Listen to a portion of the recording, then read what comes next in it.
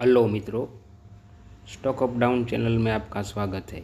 बाजार नियामक securities and exchange board of India SEBI इस स्पेक्यूलेटिव ट्रेडिंग पर लगाम कसने के लिए वीकली एक्सपायरी पर रोक लगाने का विचार कर रहा है। इसने कैपिटल मार्केट से जुड़े स्टॉक्स को करारा झटका दे दिया है। सेबी के कंसल्टेशन पेपर पर निफ्टी कैपिटल मार्केट्स इंडेक्स में सबसे अधिक बीएसई का शेयर झुलसा है, जो कि 3% से अधिक टूट गया। बाकी भी कैपिटल मार्केट में स्टॉक्स की स्थिति अच्छी नहीं है। Central depository services limited CDSL और मोतीलाल ओसवाल फाइनेंस सर्विसेज के शेयर में भी 1% से करीब टूट गए, तो एंजल वन के शेयर करीब आधा फीसदी फिसल गया। क्या है सभी के कंसल्टेशन पेपर में? मीडिया रिपोर्ट के मुताबिक ऑप्शन ट्रेडिंग पर लगाम लगाने के लिए सेबी एक पेपर जारी करने वाला है। इसे लेकर सेबी के अधिकारियों के साथ एक बैठक में वित्त मंत्रालय ने कहा कि वीकली एक्सपायरीज सिर्फ अटकलों को बढ़ावा दे रही है और देश उसकी अर्थव्यवस्था में कोई योगदान नहीं कर रही है। इसके तहत सेबी कई विकल्पों पर गौर कर रहा है, जिसके तहत वीकली एक्सपायरीज को घटाकर या तो द्विमासिक या मंथली करने का विकल्प है। इसके अलावा सेबी ऑप्शन ट्रेडिंग के लिए मार्जिन की ज़रूरतों को बढ़ाने और कैश ट्रेड्स के लिए मार्जिन की ज़रूरतों को घटाने के विकल्प पर गौर कर रहा है।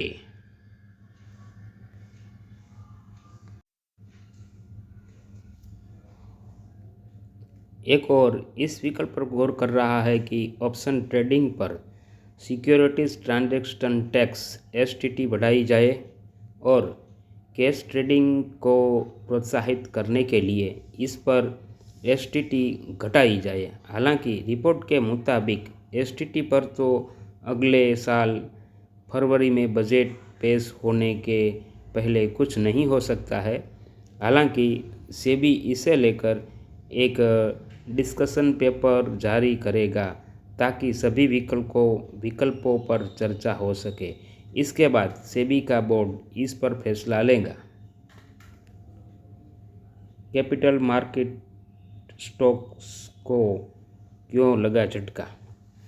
सेबी जिन विकल्पों पर गौर कर रहा है वह कैपिटल मार्केट स्टॉक्स के लिए काफ़ी झटका साबित हो सकता है, क्योंकि सेबी के विकल्प लागू होने पर ऑप्शन वॉल्यूम गिर सकता है।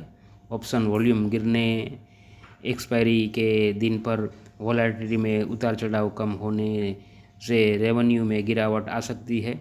पिछले महीने सेबी के पूर्णकालिक सदस्य अनंत नारायण ने कोलकाता में सीआईआई के 11वीं कैपिटल मार्केट्स कॉन्फ्रेंस में कहा था कि एक्सपायरी के दिन इंडेक्स ऑप्शन में टर्नओवर अंडरलाइनिंग कैश मार्केट में टर्नओवर की तुलना में कभी-कभी 350 गुना या इससे अधिक हो जाता है।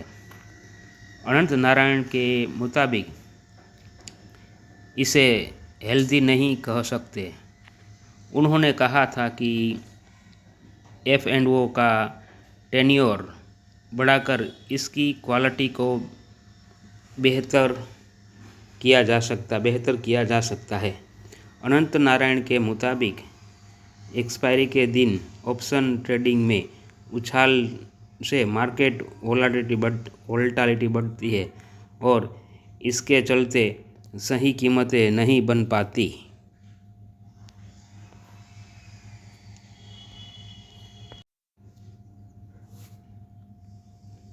%91 ट्रेडर्स को हो रहा घाटा।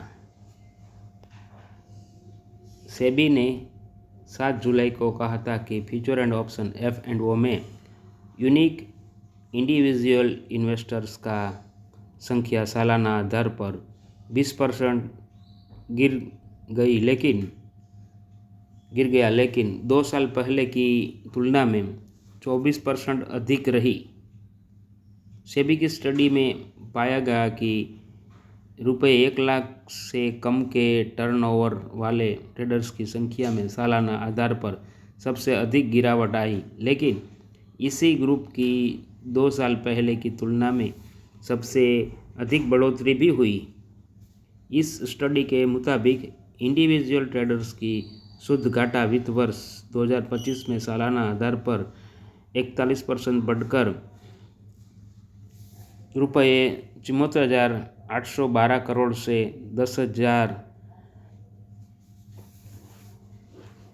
1,05,603 करोड़ पर पहुंच गया। इसमें ट्रांजैक्शन कॉस्ट भी शामिल है। सेबी के मुताबिक 51% यानी कि 10 में से 9 ट्रेडर्स को F&O में नुकसान हो रहा है। महत्वपूर्ण जानकारी के लिए हमारे चैनल को सब्सक्राइब कीजिए, सब्सक्राइब बटन दबाइए।